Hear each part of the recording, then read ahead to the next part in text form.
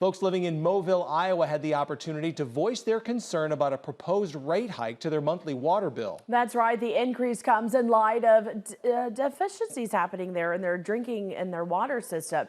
The city's water tower was built in 1991 and the city's wells were put into service back in 2001.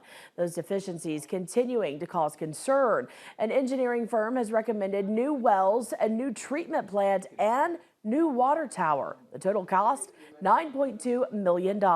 Some community members are opposed to the rate increase, but they agree the need is there. One well is pumping the sand, but the other well we're getting more of the iron and manganese in from it. So it's giving us dirty water at times in town. We get calls on dirty water, brown water. If somebody uses too much water, then it stirs it up.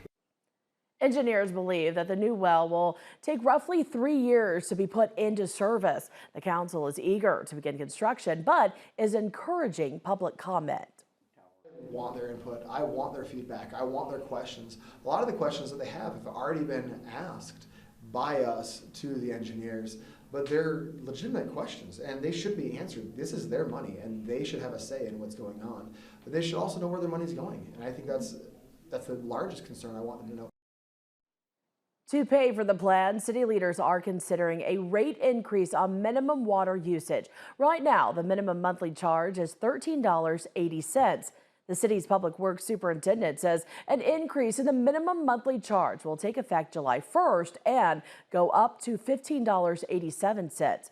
By the time the water project is finished in 2027, the minimum monthly fee would be between $52 and $70 per month. City leaders will talk about the proposed hike at the City Council's May 1st meeting.